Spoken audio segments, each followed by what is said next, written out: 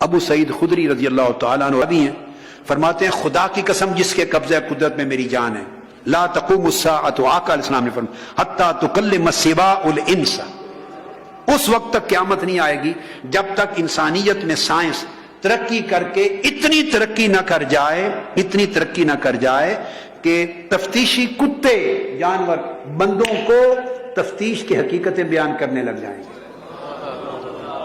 اب ایئرپورٹ پہ نظر آتے ہیں کہ نہیں کتے آپ کو، سونگ کے جا کے، تو جہاں افیون چرس کوئی چیز ہوتی ہے تو وہاں جا کے سونگتے اور پھر کھڑے ہو جاتے ہیں۔ یہ کتے بول رہے ہیں، انسانوں کو بتا رہے ہیں کہ یہاں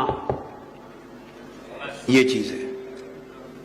فرمایا کہ کتے، جانور، بہائم وہ تفتیشیں کریں گے اور لوگوں کو اطلاعات دیں گے، بتائیں گے۔ اور فرمایا حتیٰ تکلم الرجل عذبۃ صوتہ، حتیٰ کہ یہ چابک کا جیسے دستہ ہوتا ہے نا، چابک دستہ جیسے، یعنی یہ آپ سوٹی رکھتے ہیں یا کوئی دستہ ہاتھ میں رکھتے ہیں، جیسے ٹیلی فون اور سیل فون ہے، موبائل فون، سیل فون، یہ بولیں گے اور انسان سے کلام کریں گے۔ یہ چھوٹے چھوٹے جو ٹیلی کمیونیکیشن کے آلات ہیں، چھوٹے سے ہاتھ میں، فرمایا ان سے آوازیں آئیں گی، وہ کلام کریں گے، ان سے آوازیں آئیں گی۔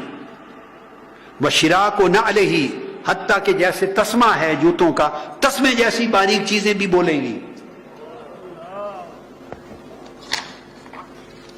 اور انسان کے اعضاء جو ہیں، آرگنز جو انسان کے، وہ بھی انسان کو معلومات فراہم کریں گے۔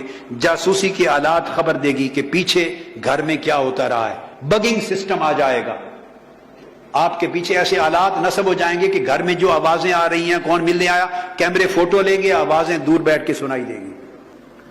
یہ آج کی جو ماڈرن ٹیکنالوجی پوری ورلڈ میں یوز ہو رہی ہے، اور ہر چوتھے روز آپ دیکھتے ہیں کہ ہمارا رائٹ ہے کہ ہم خفیہ معلومات لیں۔ آقا علیہ السلام نے آج کے دن کی اس ورلڈ کی معلومات خفیہ کے طریقے بھی بیان فرما دی۔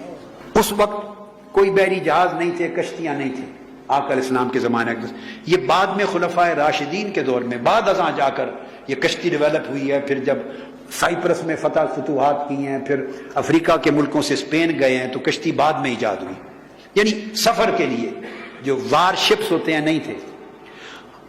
حضرت فضالہ بن عبید الانصاری روایت کرتے ہیں کہ آقا علیہ السلام ہم سفر میں تھے، جنگ کے لیے سفر پہ نکلے ہوئے تھے باہر، دوران جنگ آقا علیہ السلام نے دعا کی، اور دعا کرتے ہوئے فرمایا کہ باری تعالیٰ اپنا رحم فرما سب پر، وَعَلَى الرَّطْبِ وَالْيَابِسِ فِي الْبَرِّ وَالْبَحْرِ، خشک و تر پہ سفر کرنے والوں پر بھی کرم کر۔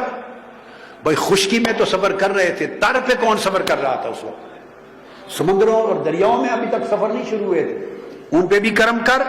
فی البر والبحر، اور زمینی سفر کرنے والوں پر اور سمندری سفر کرنے والوں پر بھی سفر کر، زمینی اور ہوائی سفر کرنے والوں پر بھی۔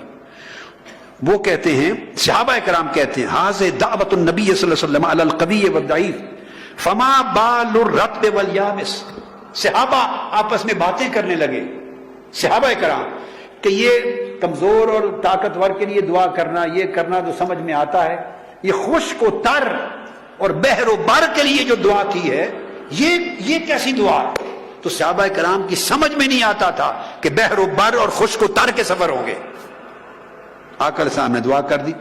اور پھر صحابی حضرت فضالہ بن عبید الانصاری فرماتے ہیں، ہمیں اس دن تک سمجھ نہیں آیا جس دن تک ہم وار شپس کے ذریعے نہیں پہنچے قبرص، سائپرس تک۔ جب کشتیاں تیار ہو گئی تھی تو سائپرس کا سفر کیا، اور وہاں سمندر میں ہم نے جہاز دیکھے اور ہم جہازوں میں سوار ہوئے۔ خدا کی قسم اس دن سمجھ میں آیا کہ حضور کی دعا اس دن کے لیے تھی۔